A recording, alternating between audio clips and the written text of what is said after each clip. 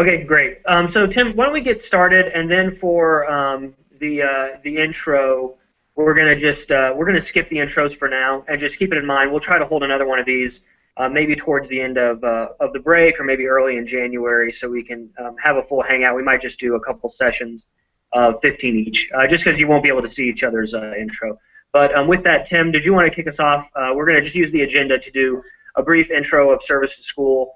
We wanted to cover some of the areas of the train methodology, just as a level-setting exercise, since we have a lot of new ambassadors, to give you an idea of how we approach using the train methodology, and then wrap up with any kind of questions you might have. And of course, feel free to answer questions, throughout the little broadcast.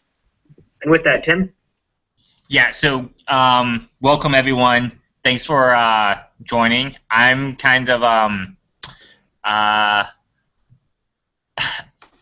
you caught me in an opportune time because I'm trying to manage technical stuff right now and also doing this hangout. So welcome. Some of you guys that are on board are actually former ambassadors. So I think Kim Jung is watching this. If you've done this before and you've helped applicant before, this will just kind of retread territory. But if this is new to you, I think this will be a great intro to what we're doing. So here's some background on S2S. We started around 3+ years ago, helping initially just veterans generally, but a lot of the people we helped were MBA folks. So the one area where we feel very confident in our ability to help veterans get into great schools is in the MBA side. We've done a MBA guidebook, and some of you all might have seen it. I think a fair number of JMOs have actually touched it now, or seen it, or heard of it. That MBA guidebook was our first cut at just helping every single transitioning veteran interested in MBA programs with understanding the basics. It's like application 101. And we try to send that out to every single applicant who first signs up. That way there's a lot of initial questions that get answered. Because we know ambassadors' times, your times are very precious. And we know that a lot of these questions can be answered just with the guidebook. And right now, HARP, Rahul Hopperlarni, is updating that guidebook. So we'll have a refreshed guidebook, and there might be some additional content that JD, who's also a viewer on this call, is probably going to be helping us with. That's the guidebook. And then in general, around S2S, and Gus and Hart, feel free to chime in. Where we're headed as an organization is we want to help every veteran apply successfully and get into the best school possible. And the way we do it is through the TRAIN method. So TRAIN, which we'll discuss in detail later, is test prep, resume review, application and essay assistance, interviewing, and networking. And one area that we really care about these days is the undergrad side. So most of us on this call are ambassadors who are JMOs, and many of us are, if not all of us, are in great schools. But helping a West Pointer Rhodes Scholar into Harvard Business School doesn't really enthuse me or excite me in terms of the social impact. This guy or gal is probably going to do well no matter what. Whereas, as many of you all know, like helping an E4, whether Navy, Marine, Army, Coast Guard, getting into a great state school rather than going to a for-profit school has a much more meaningful social impact. So these days we try to spend the majority of our time thinking through how we can help undergrad veterans or enlisted veterans into great undergrad institutions. And then so that's S2S broadly. Sorry, I was supposed to make an intro about myself. I'm Tim. I work at a company called Pocket. That's a startup in San Francisco. Did a JD MBA and graduated in June. From where? I went to Stanford. So I'm Gus. I'm a MBA. Went to NYU. Was an infantry guy and working at a consulting firm right now. I'm Harp. I'm still in the Army, but I'm transitioning out over the next couple of months. I'm headed to Columbia Business School, and I was an infantry officer. And Tim, if I could, I just wanted to take a little bit of a step back for the people that are new and give a little bit of the background of S2S. So we really kicked off back in 2011 with Tim and I co-founding it. And you'll notice that there's several other co-founders, and that's intentional because when Tim and I started it, it was basically us, some of our friends like Jamal Eason and a few others that had some experience with helping people get into MBA and wanted to try to help others. So we all kind of saw a need to formalize the process that many of you have probably used, and that's kind of how we kicked off in 2011. And then when I think about where we are today, I wanted to kind of talk briefly about a few big areas. One of those is the leadership team we brought on. So since we started, we brought on a few critical leaders that I think we should mention so you're aware of them. One is Anna Ivy. She is a former dean of admissions for University of Chicago Law School. If you Google her, she has her own consulting business. That's how she makes her living, and she's written several admissions books. So she came on as kind of one of the core leaders that works with us daily and weekly to do work. We also brought on people you might know: Khalil Tawil, Joseph Kaplan, Chad Burgess, and a few others. And each of these people has really made an impact in kind of forming a core leadership team. We have essentially a core leadership group of about 7 people. Right now, Harp is the executive director, but that can be a bit of a rotational program. And we meet on a weekly basis to kind of run the show. We email daily on a number of issues. The other kind of critical part of this is our advisors. So since we started in 2011, we've been able to bring on a group of the really influential and helpful advisors. So General Jim Mattis, Leston End, Professor O'Reilly from Stanford, and Craig from Craigslist. So we don't have daily or weekly interaction with these folks. We have kind of high-level strategic engagement with them, and they help us think about the future of the organization. 2 other points are partnerships. So we've been able to establish partnerships with GMAC that runs the GMAT. This is when Tim talks about the guidebook. Essentially, their entire military page is written by us. So their Operation MBA guidebook, their financial timeline, the guidebook itself, a lot of the content featuring some of you, Adam Slepian, Sophie Hilaire, and others, really came from contacts and everybody kind of generously donating their time. We have partnerships in the works right now, or that we are kind of working through with IAVA, Warrior Scholar, Veritas Prep, and a number of colleges like Dartmouth, Amherst, and Yale. And then the last part, kind of that I'm categorizing just as a background, is some of the press that we've received in like Forbes and New York Times. And so I mentioned all these so you kind of get a sense of, we definitely feel there's a lot of momentum, there's a lot of potential. What we want to do with the future that Tim touched on is really focus a little bit away from the grad school. We want to continue our strength there because it's kind of a core competency of ours. It's something that we do well and it's something that's helpful, but really should start to focus on the undergrad. And within the grad space on more than just HBS or Wharton, which, it's awesome to help somebody into Wharton and HBS, but we want to make sure that we're kind of serving the full spectrum of veterans. When we think about the future, the ways we're thinking about that are continuing really to scale. There's a lot of technology solutions that we're not taking advantage of. We're still a very manual organization. We don't take full advantage of our ambassadors. So every one of you is an all-star in a number of ways, and there's lots of ideas you have and lots of ways that we could leverage you, and frankly, we can leverage this network to do better things. And then third is really outreach to bases, outreach to more government institution areas. And so with it, that's kind of what the things we're thinking about in the future. And there's really kind of 3 values that really characterize us. One is that we're always going to be free to veterans. 2 is that we're very veteran focused. So every decision we take is through the prism of, is this going to help more veterans or less veterans? Be that, are we going to merge with somebody? Be that, do we want to try to actually get donations? All of it is, how do we help the most vets? The social impact Tim talked about. And the third thing is the no ego. So this is all something we are and you are also doing just out of the bottom of your heart. Everybody has a day job. We try to solve any kind of conflict or anything that very low ego. So that's kind of the past and the future. And before we kick off into the next part, I do just want to again say thank you very much for helping us. We wouldn't be able to help anybody if we didn't have you as a network, and we can rely on you. So we don't do a good job of making you feel appreciated. We wish that we could do more, but we want you to know that we do really appreciate everything you're doing, and thank you very much for helping us get to where it is today. So we were going to use this next. We were going to use some time to do some ambassador intro to see, to say who are you, what school you from, or branch of service, hometown, etc. But given that we are doing this hangout over air, which only the 3 presenters can view ourselves, we're going to skip that part. I'm going to try to follow up afterwards with the people who were able to make it and get your bios and pictures so that we can put it on our website. Please be patient with us on the technical side, as you can tell with today, and also with our website. We want to update that. We want to make sure that our ambassadors are highlighted and that folks who are applying to schools can see who they can connect with. But it's going to take, it'll probably take us some time to upload your bio and picture once I get it from you. So that's another ask right now. So if after this call, after this hangout, if you could please email me your bio and picture so we can put it on our page if you haven't already. Actually, send it to me. Send it to me. Cool. So please send it to Rahul, Romeo Alpha Hotel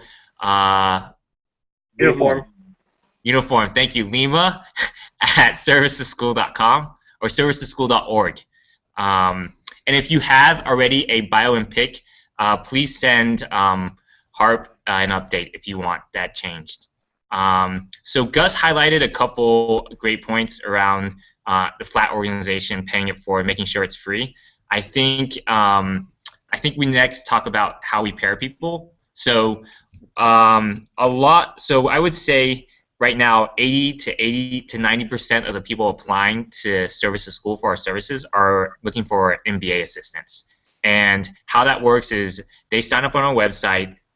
We automatically get an email saying that their background. So we ask their background, years of service, whether they were honorably discharged, and like what schools do they want to apply to, and where they are in the application process.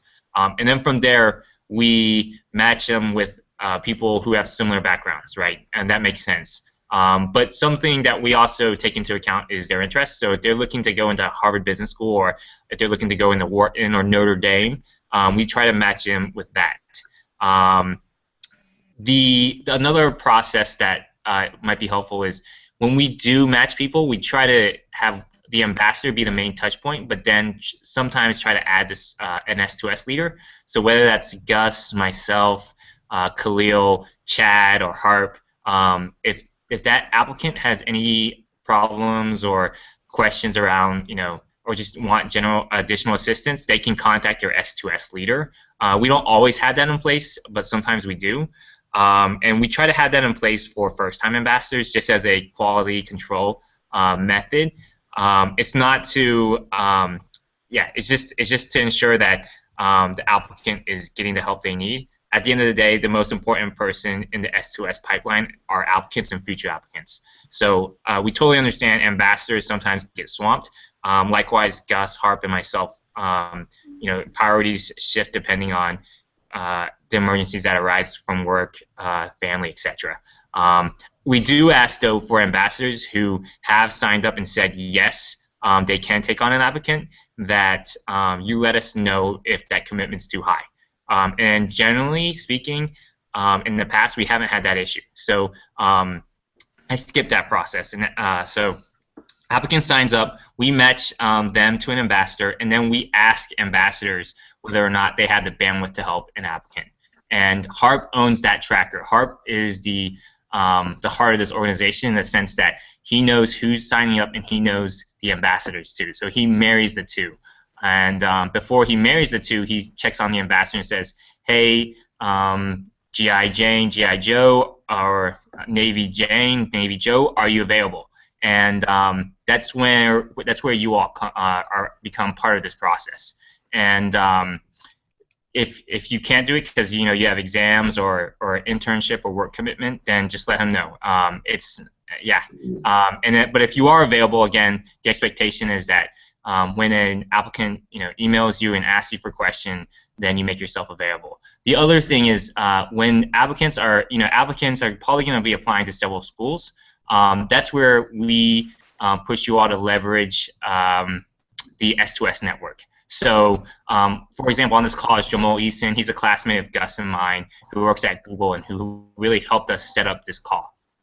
He can talk all about HBS, right? And I can talk about Stanford. Gus can talk about NYU. And Harp can talk about Columbia. I mean, just within 4 people, you have 4 different schools. And then if you look at the S2S ambassador page, you'll see that there are tons of tons of folks have gone to a diversity of schools. So leverage the S2S network if, as a ambassador, your applicant asks about other schools.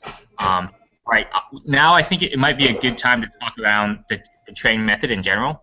So test prep is probably the biggest blocker for veterans that we see, and it's obvious. A lot of us are JMOs who haven't had to take a standardized test for many years, and we have partnered with Veritas Prep, which is one of the premier test prep services. We don't say that just because we're partnering with them. I think like many people would put them on the same level as like a Manhattan GMAT and whatnot. So they're a great partner. We love them. They're super helpful. And what they provide is 25 free test prep GMAT services. And so far, we haven't even hit that number. We haven't come close to that number.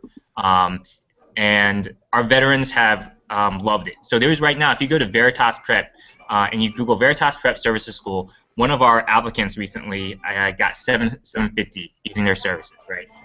So it's a very comprehensive online course. They ship you materials, and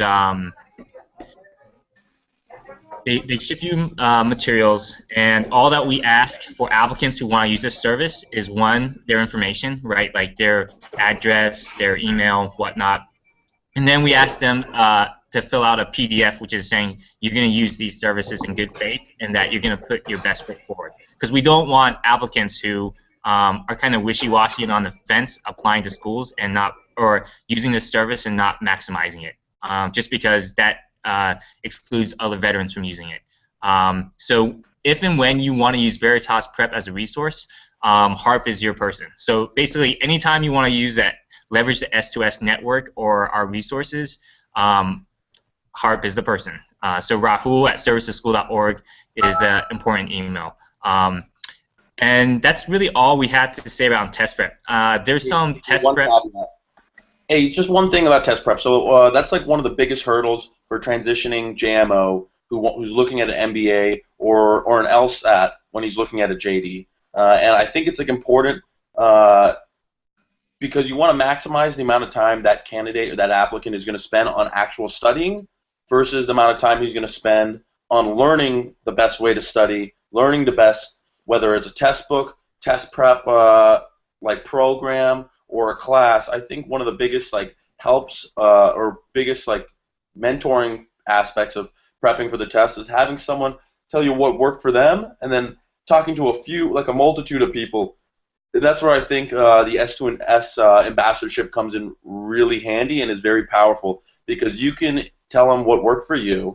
You can express how much hard work is required, because I think a lot of Army officers and a lot of the stories I've experienced were guys who kind of attacked the test blind initially, did really poorly, were extremely discouraged, and then weren't sure whether they were going to try to attack it again. And right there, you just have to lay it down. Like, everyone does pretty poorly without prep, without training for something, or without like working out towards something. You're not going to do well. And I think if we emphasize that, the actual test part is probably the biggest hurdle in the application, and requires, I think, the least amount of time as an ambassador, but the little time that you do set the steps. You tell them to look at like the original guidebook for GMAT or some of the premier LSAT books that you know are like the Power Score editions, the ones that you know have been like tried and true and help you like jump the hurdle. That's going to save them a lot of time in the long run,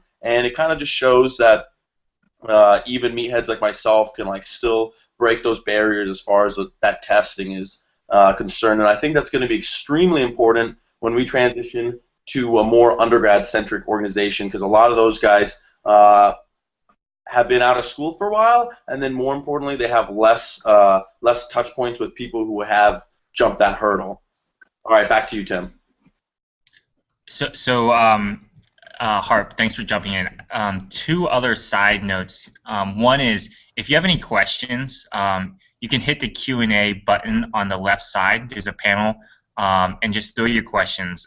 Don't be shy.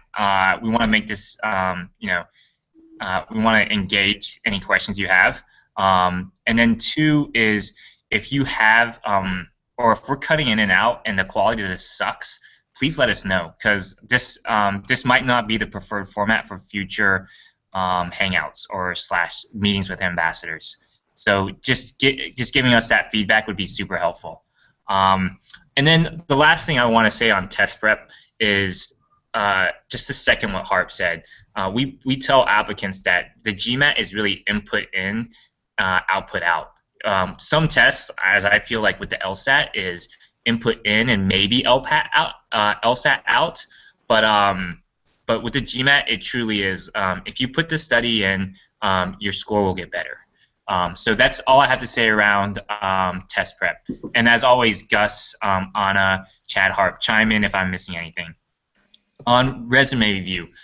Resume review is, I feel like, the one of the true value adds we bring, in the sense that all of us probably did very well in the military. We got great OERs, and what we do is we look at our OERs or our fitness reports or whatever you call it in your different respective branch, and you copy and paste what's on that to your resume. So actually, one more administrative thing. Let's quickly intro Anna and Chad.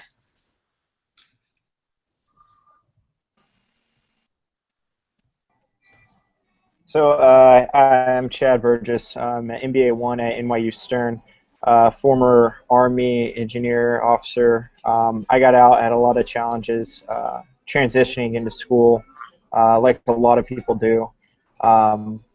And I want to take all those failures, all the successes I had, and just share them with you guys. So that's me.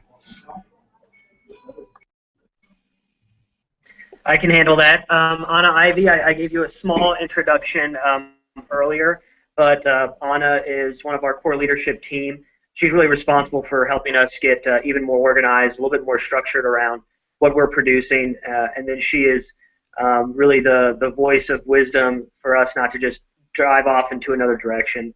In a former life, she's worked, Hollywood law or contract law, I guess you would say. She was also the dean of admissions for Chicago, and as I said before, makes her living through admissions consulting. And it's helped us in a number of ways, including editing our books, editing our guidebooks, providing feedback, really helping us with strategic direction and staying on track. So obviously we would not be anywhere close to where we are without her guidance. So thank you again, Anna, and hope you all get a chance to meet her. So moving on to, or just continuing on resume review, that's where I feel ambassadors who have gone into a school can really help. So yeah, I'm sure you all have done this for your friends and family, and this kind of leads into another meta thing about service to school, which is we're merely trying to institutionalize what's been happening informally. I'm sure, and I know a good number of you have gotten into your school and not heard of service to school and not even used a service to school, but likely used a brother or sister from your same service in terms of understanding how to apply.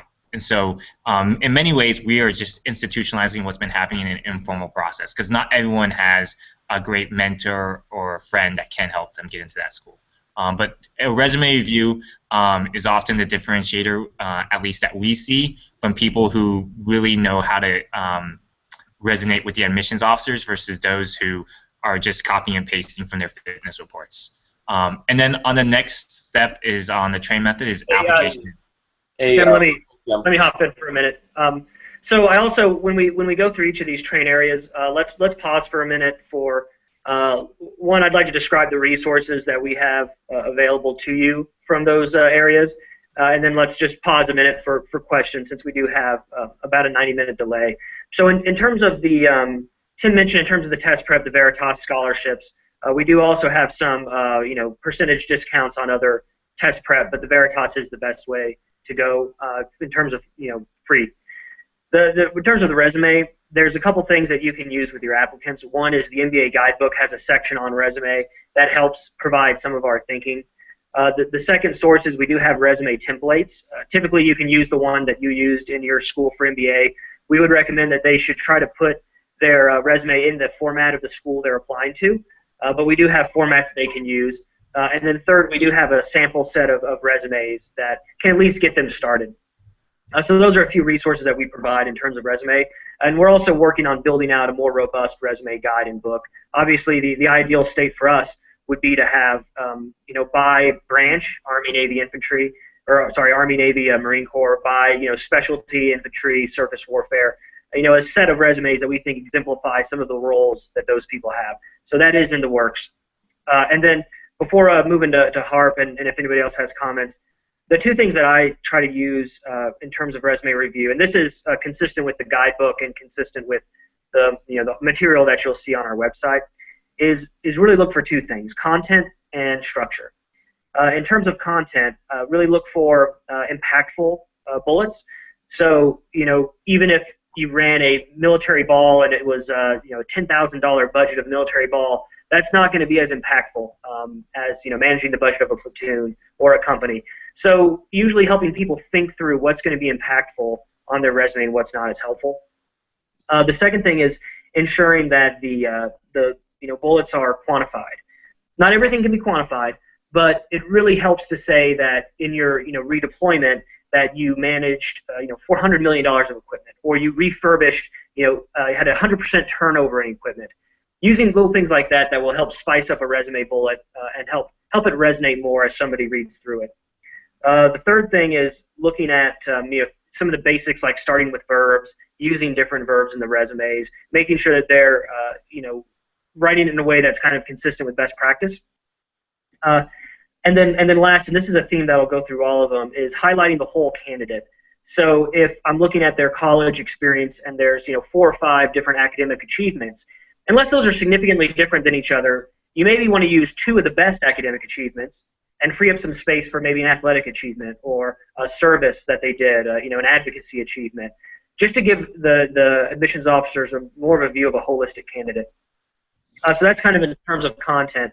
And this is a good point, but this will also resonate for essays as well as resumes, and for you that have been in the working civilian world for a little bit, we'll see this more, translating the jargon and translating the achievements into things that will resonate with a civilian.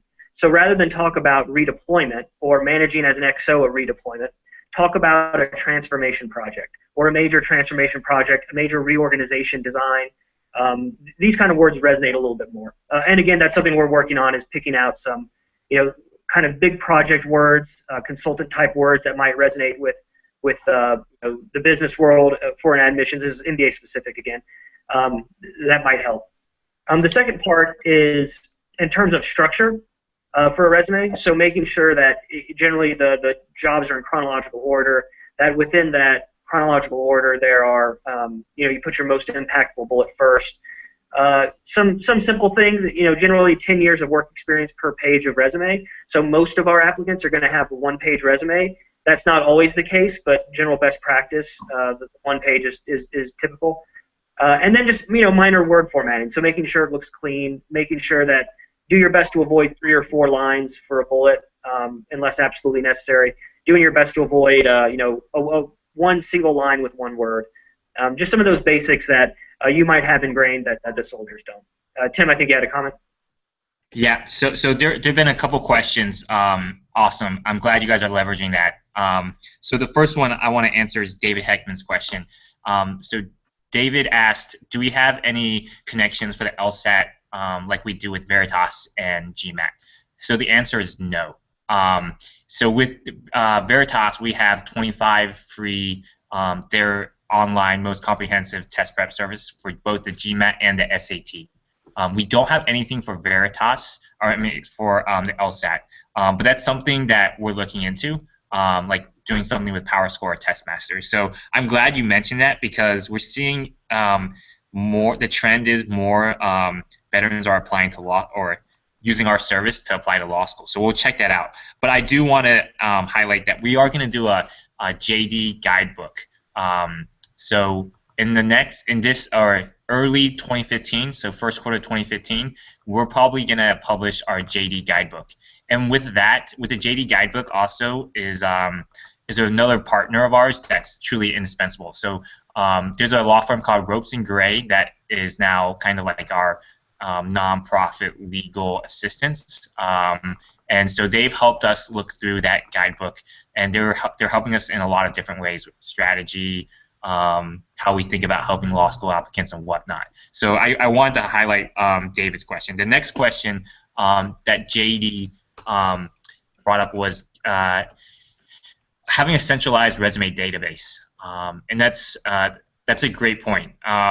It's something that in the past we tried to do, but we really haven't kind of continued on. So I think it's something we should pursue, and I think it would be helpful for ambassadors on this call if you're willing to share your resume, especially the one you used to apply to school, with us. And so emailing that to rahul@serviceschool.org. Feel free to take out any PII, just because, like, as we share it, we want to make sure that is not in there if you don't want it in there. And as we professionalize Services School, we'll probably also ask, like, you all, as anyone who submits it, to do a release form. So JD and David, thanks for your questions. So the next one on the trade method is application and essay assistance. So application is usually pretty straightforward, as all of us know, just putting in your information. That said, there are some differentiators I feel Services School and our ambassadors can make in that process. Sometimes people aren't sure whether or not to put in, like, an RCOM or specific awards in terms of achievements. And I think it's all context dependent. So having another person to talk through an applicant's thinking around what type of awards to put, how do I make my application be complementary with my essays and my resume, it really helps to have an outsider's feedback, especially one who's been in, who's successfully applied. So again, that goes to using S2S's network. If you're not sure about a certain school application, feel free to ping Harp, myself, Gus, and just anyone in the S2S network, and they'll provide an intro to someone who's been, who's either at that or been to that school. And then essays is probably the area where I feel personally I have probably helped veterans the most with, right? So, like, helping people with resumes is usually a between helping, like, it's easy to help them when they have a really poor resume in terms of, like, their resume is same as their OERs, but, like, with essays, that's where I feel is really where admissions officers try to understand who the applicant is. So sometimes this it's just making sure that the applicant is represented in terms of their essay. I'll stop there, and I think probably Gus and Anna and Harp have more insightful things to say. Yeah, let me hop in, and then I know, Harp, you and Anna both had some stuff to say. I think in terms of the resources we have for you, one is that we do have a collection of essays that we have a veteran essay packet that we're similarly trying to build out to the resume that you can use. And then we do offer, within the guidebook and within the website, some essays or some articles on essays that we really recommend you read and then encourage your applicant to read. So in terms of, Tim had touched on this, but really the two things that I would recommend in terms of the essays that I see, as one as a mistake is a lot of times they're not realistic. So one thing I used to see a lot of is I want to go to business school so I can start a not-for-profit consulting firm, which sounds really cool, and that might be what you really want to do. But the reality of the situation is that there's a kind of a large not-for-profit market that Bridgespan and others have pretty much on lock. It's not very profitable, so it's not really a great thing to start out to do. And most people that go into not-for-profit consulting started in consulting. So the other thing I see a lot of is, I want to do private equity because somebody watched Shark Tank or something, obviously, which is more venture capital. But if you want to do private equity, you typically have to do investment banking first, unless you have a really good story about why you can go straight into private equity after B school, or you have some good explanation. So ensuring that when they're writing their essays, that they have done a good job of kind of self-searching and knowing what they want to do. And apologies again, I tend to go right to MBA and focus on MBA. But in general, in essays, for MBA, that's what I see. And then I think the second thing is just the holistic message.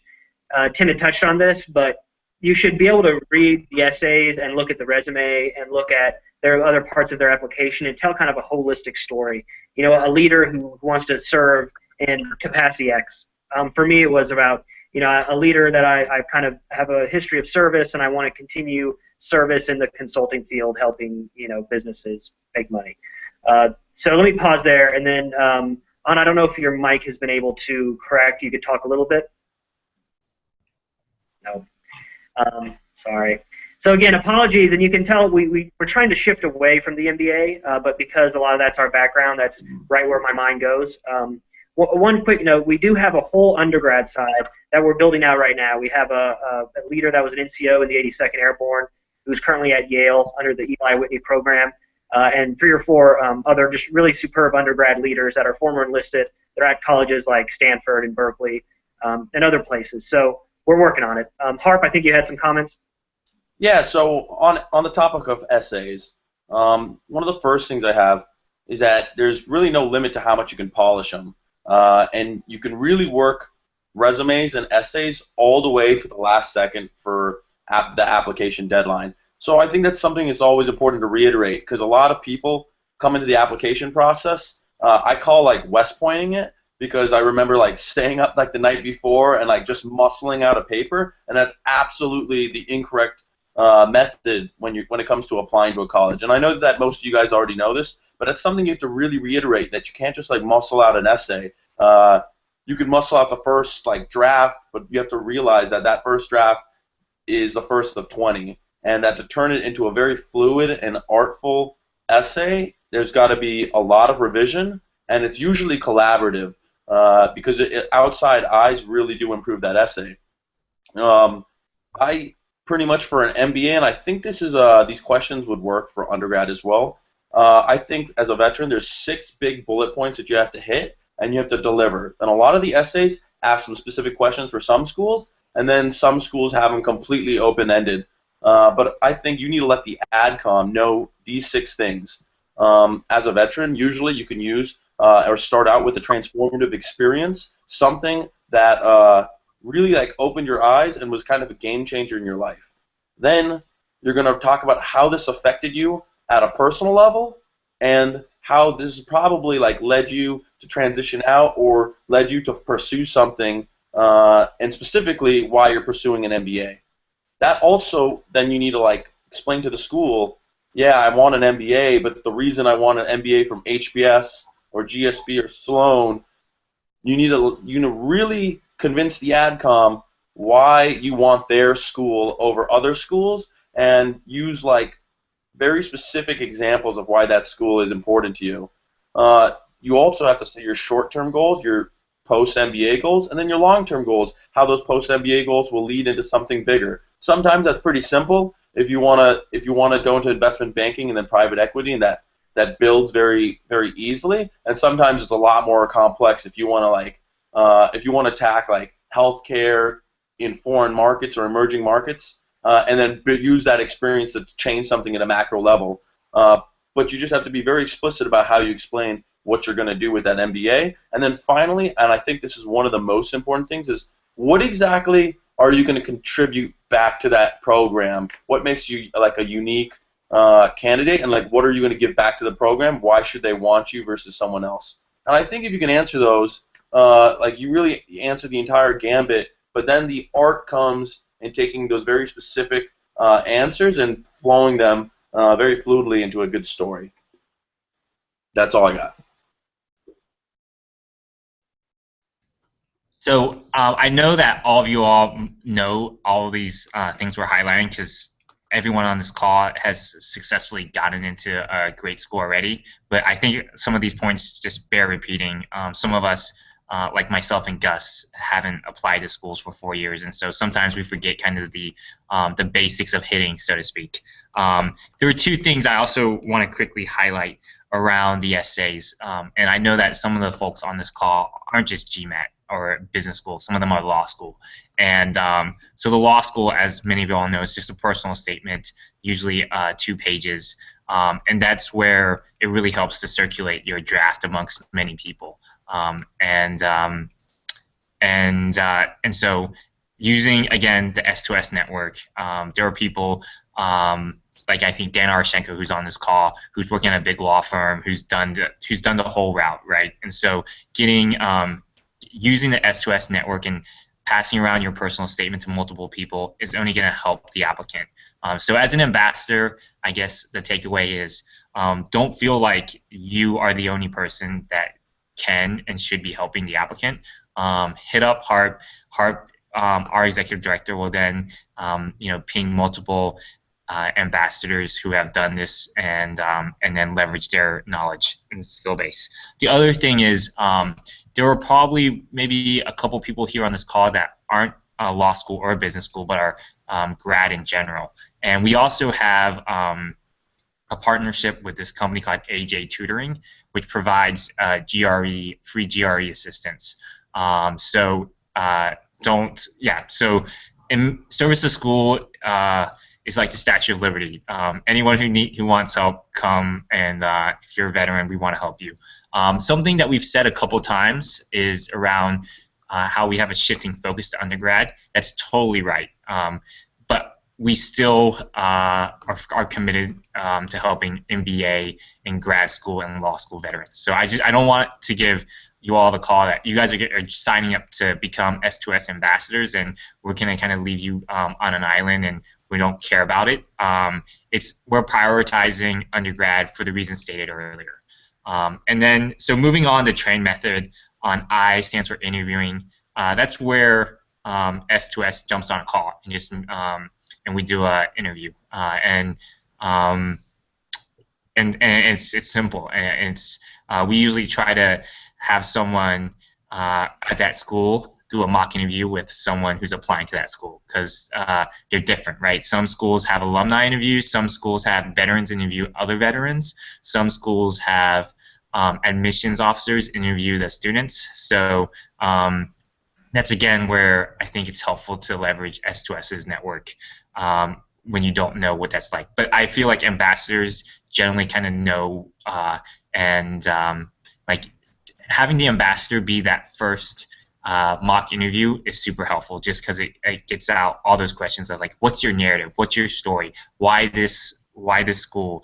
What's your background? And why MBA or why this professional route?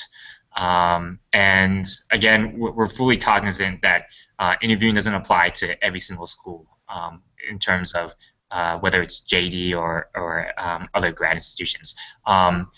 Chad, Gus, Harp, anything else you guys want to add on interview?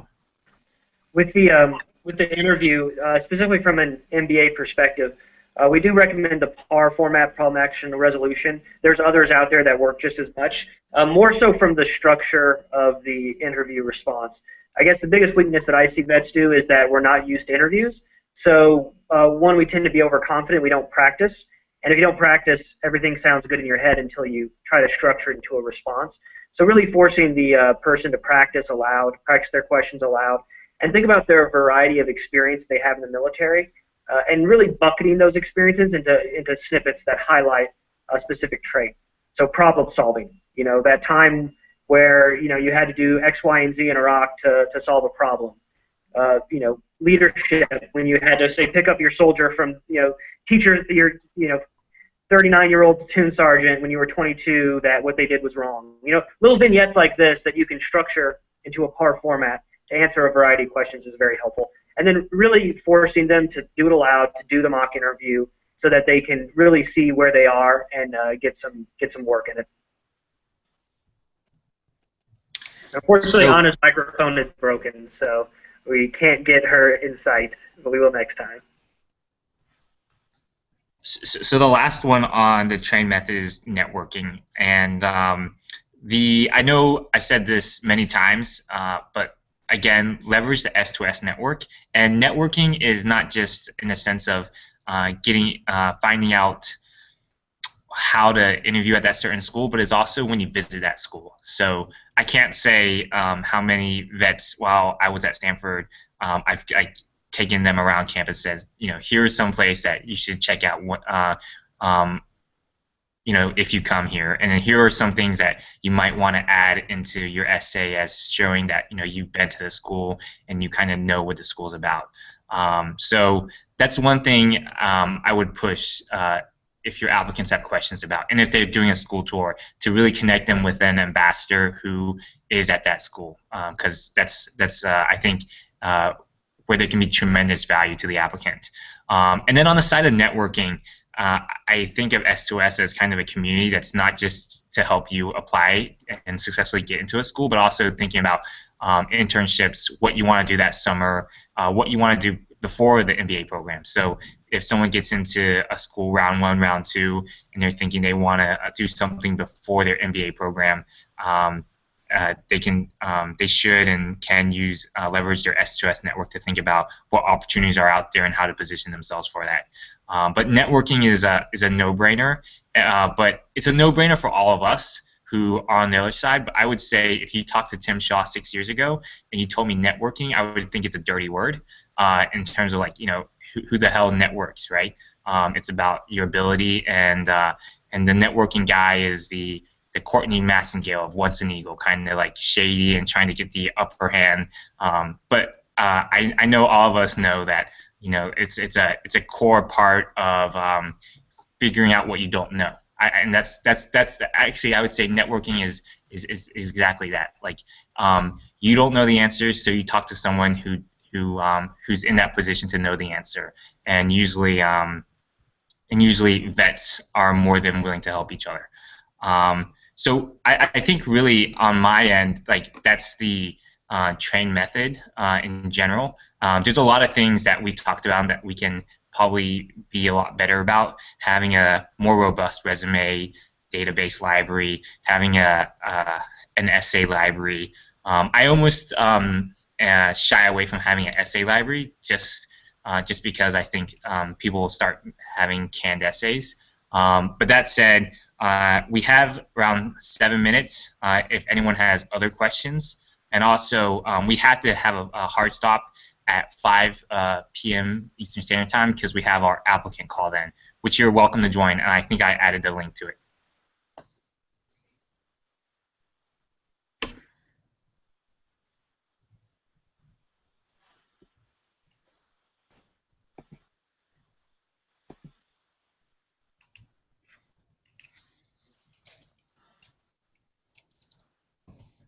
And just as anyone thinks of any questions they have, apologies for not not having this more interactive. We definitely will try to figure out a way to get that going a little bit more, so everyone can introduce themselves and we can meet each other.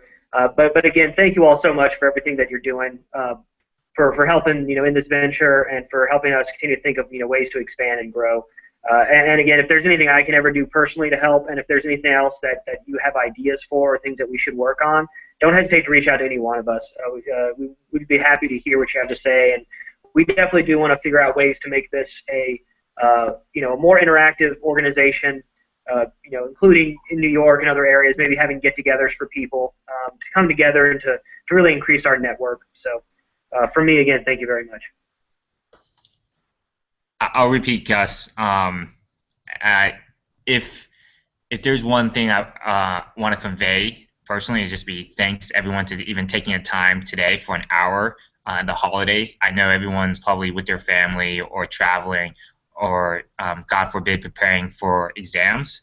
And so everyone's time is precious, and by just saying you want to be an ambassador and helping another veteran is awesome. So kudos. And I would say there's 3 other areas that I want to highlight before we're done, which is one, word of mouth. If you know of applicants, please tell them about Services School. Obviously, veteran applicants, regardless of what type of school and also what type of degree they want to pursue. The other thing is we're a flat organization, and I want to reemphasize that, because if you want expanded opportunities, expanded responsibilities, please don't hesitate to ping us. We're constantly trying to, as we often say, fly the plane as we build it, right? So for those who want to be more involved with S2S, please let us know. We could use help in many areas. And then lastly is we've been hit up every now and then by reporters, and usually they have a geographic tie. So we might another reason we might be pinging you beyond helping us with an applicant is if there's a local story around veterans and veterans at a certain school, having them profile you and talking about your experience. That's all I have. I will truly now go silent unless anyone has any questions. Yeah, I was just going to add one thing to comment on what Tim just said is, yeah, we are an organization here to help everybody. So whatever you're doing, whether it's with applicants or it's with yourself, trying to figure out what you want to do in the future, you know, ping Rahul or Harp, let him know what's going on, and he can hook you up any way he knows how. So yeah, I mean, we're veterans. We're all here for each other. And yeah, any issues you have, just don't be afraid to reach out.